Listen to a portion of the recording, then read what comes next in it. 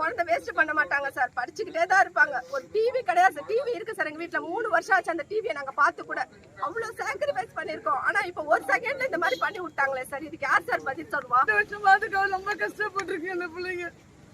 கொஞ்சமா சொல்லுங்க, எவ்வளவு செலவு பண்ணி நாங்க படிக்க வச்சிருக்கோம் சார். பாப்பா 3 வருஷமா படிக்குது சார். இந்த வருஷம் பாப்பா வின் பண்ணிட்டு நாங்க படிச்சோம். 2 ஹவர் தான் இருந்தது அங்க கரண்ட். 2 ஹவர் இல்லாத கரண்ட் இல்லாத பாப்பா எழுதாத போச்சு சார். பாப்பா கடவை முடிஞ்சிச்சு சார். எங்க பையன் கூட வேலைம்பாடு படிச்சா நல்ல மார்க் எடுப்பான். 2வது வருஷம் ரிப்பீட்டர்ஸ்.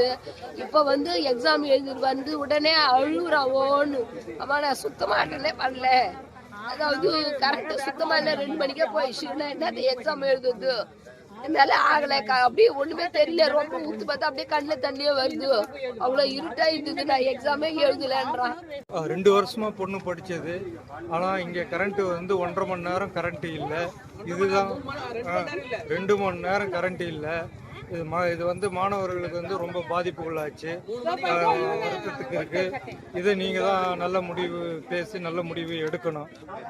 அதை வேண்டுகோளா வைக்கிறோம். 3 மணிக்கு கரண்ட் ஆஃப் ஆனது, 4:30 மணி வரைக்கும் கரண்ட் வரல. 1.5 மணி நேரமா கரண்ட் இல்லாம தவிச்சிருக்கோம். இந்த ஜன்னலும் ஒழுங்கா இல்ல, ஒரு ஜன்னல் கூட ப்ராப்பரா மெயின்டைன் பண்ணலாம். மழை அவ்வளவு சாரல் அடிக்குது. ஓஎம்ஆர்லாம் தண்ணி பட்டுச்சுன்னா அதை எவன் எடுத்துப்பான்? அதுல தண்ணி படக்கூடாதுன்றாங்க. அதுல தண்ணி படாம இப்படி பாதுகாத்துட்டு இருப்போம், இல்லைன்னா ஷேட் பண்ணுவோமா? அதுவும் ஒழுங்கா இல்ல. அதுக்கப்புறம் ஜென்ரேட்டர், இவ்வளவு பெரிய ஸ்கூல்ல ஒரு ஜென்ரேட்டர் கூட இல்ல. 1.5 மணி நேரம் அந்த இருட்டுல எது ஏபிசின்னு ஷேட் பண்றது கலர் கூட தெரிய மாட்டேங்குது. பிஎம் ஸ்ரீ கேந்திரிய வித்யாலயா ஆவடி சிஆர்பிஎஃப் இங்க எக்ஸாம் எழுத வந்தேன். உடனே மழை வர மாதிரி இருந்துச்சு, செம காத்து, எல்லாம் பறக்குது. எனக்கு அதுக்கு ஏற்ற மாதிரி ஜன்னல் பக்கத்தில் எக்ஸாம் எழுத வச்சாங்க. மழை அப்படியே பேப்பர் மேலே படுது, கொஸ்டின் பேப்பர்லாம் நனைஞ்சிருச்சு. ஓஎம்ஆர் எவ்வளோ மறைக்க முடியுமோ மறைச்சு எழுதுறேன் நான். அப்பயும் செம காத்து வருது. அவங்க கொஞ்சம் தள்ளி உட்காந்து எழுது பண்ணுறாங்க.